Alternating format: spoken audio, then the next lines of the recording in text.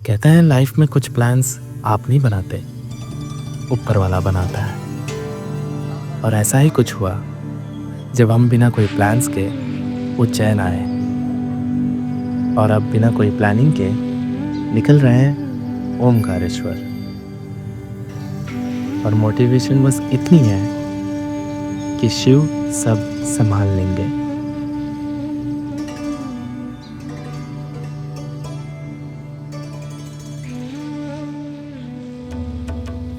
माना जाता है कि यहाँ ज्योतिर्लिंग दो हिस्सों में बटा हुआ है, एक ओमकारेश्वर जो आइलैंड पर है और दूसरा ममलेश्वर जो नर्मदा के दूसरे तट पर है। दोनों के दर्शन के बिना यात्रा अधूरी मानी जाती है।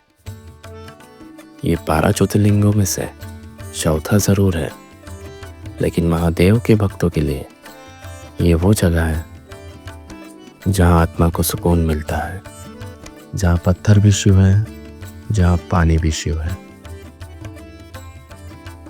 एंड यहाँ अभी हमने होटल ढूंढ लिया है। 2-3 बंदे आगे गए, वो होटल्स देख रहे हैं और उसके बाद होटल जैसे चेक इन करते हैं आपको सारे डिटेल्स हम देते हैं। आपको सारी डिटेल्स हम वीडियो में दे देंगे। निकलते हैं आगे अभी। एंड फिलहाल हम ओमकारेश्वर के ये स्ट्रेट एरिया है, तो हम एक्सप्लोर कर रहे हैं थोड़े बहुत चीज़ें।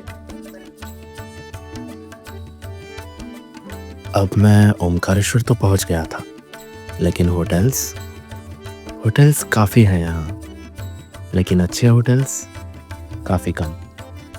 एंड ऑन स्पॉट एक अच्छा होटल मिलना मुश्किल है ओमकारेश्वर में। तो मेरा सजेशन है आप पहले से कुछ अच्छे होटल सर्च करके बुक कर लेना, ताकि आपको यहाँ आकर तकलीफ ना हो।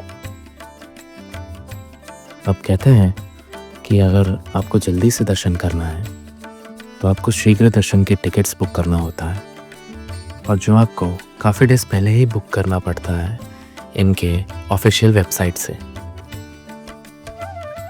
हमारे पास तो कोई वीआईपी टिकट्स नहीं थे, पर जब महाकाल का बुलावा आता है तो रास्ते और हिम्मत दोनों अपने आप बन जाते हैं।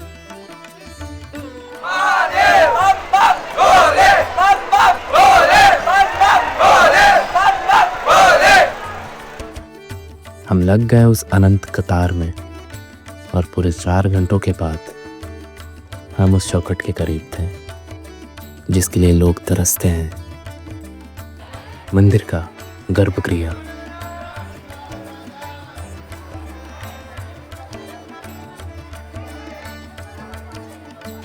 मंदिर के गर्भगृह के ठीक बाहर मेरा कैमरा बंद करवा दिया गया। अब डिजिटल लेंस तो बंद हो गया, पर असल में मेरी आंखें सब देख रही थी। अंदर जो मैंने देखा, जो एनर्जी फील की, उसे किसी मेमोरी कार्ड में सेव नहीं किया जा सकता। ज्योतिर्लिंग के ठीक सामने खड़े होकर एक ऐसी लहर महसूस हुई जैसे सदियों से की तपस्या वहाँ सांस ले रही हो।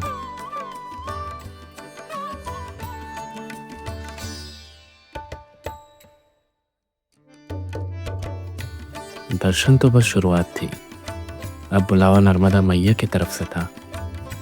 शास्त्रों में कहते हैं कि बिना नर्मदा के जल के ओमकारेश्वर की कहानी अधूरी है। और फिर हम पहुंचे गौमुख घाट।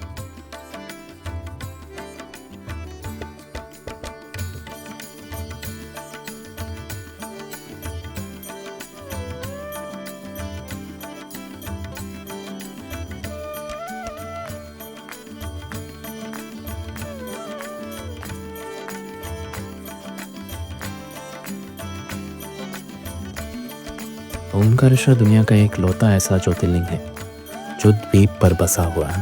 ये पूरा आइलैंड चारों तरफ से नर्मदा के पानी से घिरा हुआ है। नदी किनारे खड़े होकर इसकी विशालता का अंदाज़ा नहीं लगाया जा सकता, इसलिए हम निकल पड़े एक स्पीड बोट में इस पवित्र द्वीप की पूरी परिक्रमा करने, और लोग इसे ओमकार मंदाता परिक्रमा कहते हैं। बहुत सुंदर व्यू है यहाँ का, आप सामने देखिए। यहाँ की बोटिंग, ये ओपन बोट हमने ली है क्योंकि थोड़े व्यूज़ अच्छे मिल जाएंगे हमें ओपन बोट में। एंड नॉर्मल बोट्स में वैसे 100 रुपीज़ चार्जेस है, जो आसपास के जितने भी व्यूज़ है आपके स्क्रीन पे दिख रहे हैं वो सारे एक्सप्लोर करा देते हैं। बट अगर आप ओपन बोट लेते हैं या आप पूरा आइलैंड जो है पीछे, ओम आइलैंड कहा जाता है इसे, क्योंकि ये ओम के शेप में है।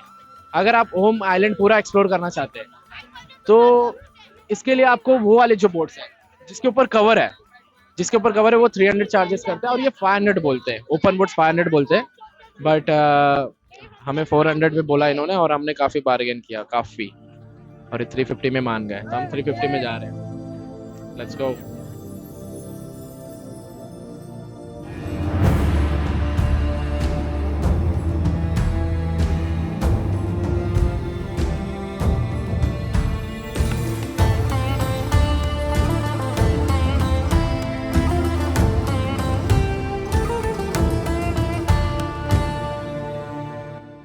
कहते हैं कि जब भगवान शिव ने कठोर तपस्या की तो उनके शरीर से निकले पसीने की बूंदों से एक दिव्य कन्या प्रकट हुई। वही दिव्य शक्ति आगे चलकर नर्मदा बनी, इसलिए नर्मदा को शिव की पुत्री कहा जाता है। एक मान्यता ये भी है, गंगा के स्नान से पाप धुलते हैं, पर नर्मदा के केवल दर्शन मात्र से ही पाप नष्ट हो जाते हैं।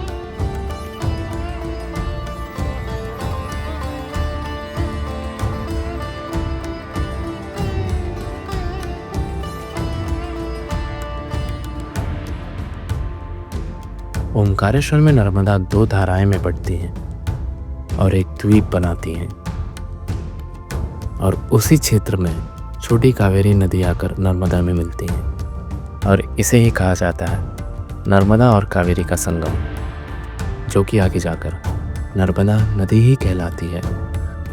और नर्मदा नदी मध्य प्रदेश से होकर महाराष्ट्र और फिर गुजरात में जाकर अरेबियन सी में मिल जाती हैं।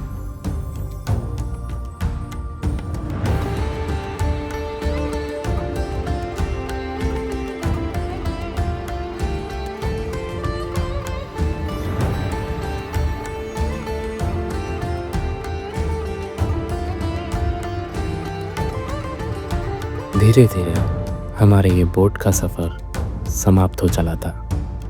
परिक्रमा पूरी हुई। पौराणिक मान्यता है कि जो पुण्य गंगा में डुबकी लगाने से मिलता है, नर्मदा के तो सिर्फ दर्शन मात्र से ही वो फल प्राप्त हो जाता है।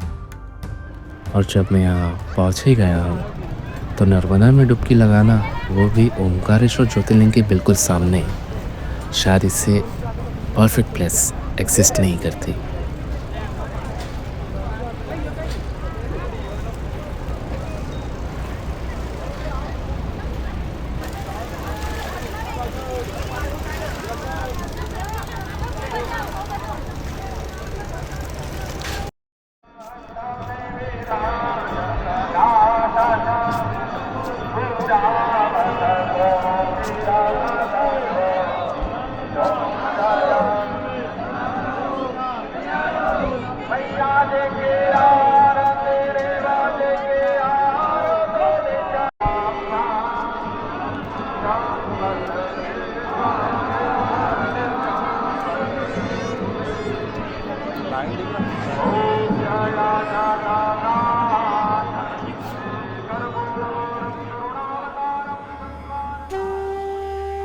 आरती खत्म हुई तो हम निकले हमारी इस यात्रा के सबसे महत्वपूर्ण और अंतिम चरण की तरफ।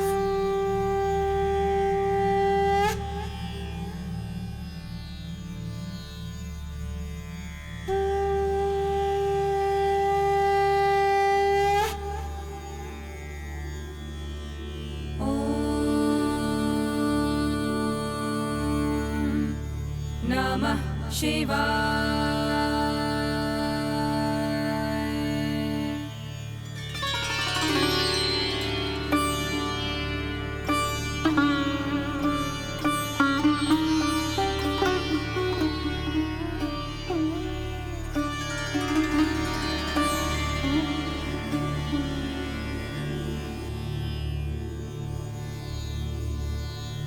उज्जैन के महाकालेश्वर और ओमकारेश्वर आना महादेव का बुलावा था, लेकिन इस जगह से मुझे इतना प्रेम हो जाएगा मैंने सोचा नहीं था शायद अगली ठंडियों में मैं फिर से आऊँ यहाँ, पर फिलहाल पारी आपकी है। हर हर महादेव।